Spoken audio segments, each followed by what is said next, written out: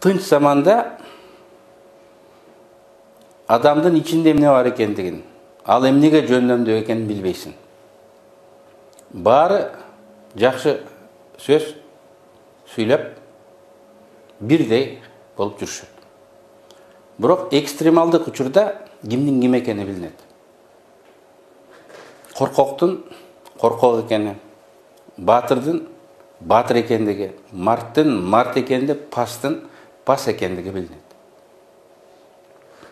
2010-жылкы революциялык окуялардын убагында, андан кийин түштүктө этникалык чыр чыкканда Курстан Асанов өзүнүн кандай адам экендигин көргө салды. Коркпогон, тайманбаган, элдин кызыкчылыгын жогору койгон, мыйзамды сактаган адам экендигин Ошто комендант болуп жүрүп далилдеп көргөздү. 2020-жылы октябрь айында Кыргызстанда бийлик кулап, министрлер, укук коргоо министрлери качып көздөн кайын болуп, дагы да башаламан чыгып кетүү коркунуч турганда, өзүнүн тажрыйбасын, өзүнүн авторитетин,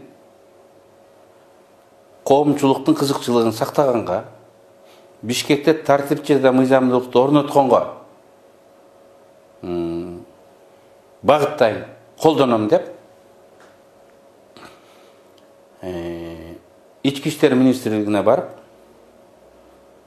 мен жана айткандай авторитети менен, кеп кеңеши менен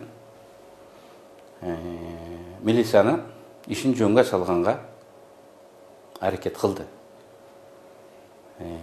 Муну бийликти басып алууга, ал эми азыр имаратты басып алды деген айып менен иш козгоп, түрмөгө алганын мен туура эмес деп эсептейм. Макул эми козголгон иш өзүнүн аягына чыгат. Бирок Курстан Асановду террористтей, качып кете турган, аты жыты жок шектүүдөй түрмөгө салыш менин оюмча бул туура эмес. Ал милициянын генералы, эл өкүлү, депутат болуп жүргөн, өзүнүн качып кетпей тургандыгын, Кыргызстанда жүрө тургандыгын өзүнүн өмүрү менен далилдеген адам. Бул биринчи жагы. Экинчи жагы, ал жакында эле бүгүнкү президенттин оппоненти болуп, президенттик шайлоолорго катышкан. Анын бүгүн камалышы президентке дагы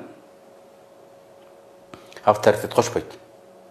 Мына ушул жагдайдан улам мен Курстан Асанов тез аранын ичинде үй камагына чыгыш керек деп эсептейм.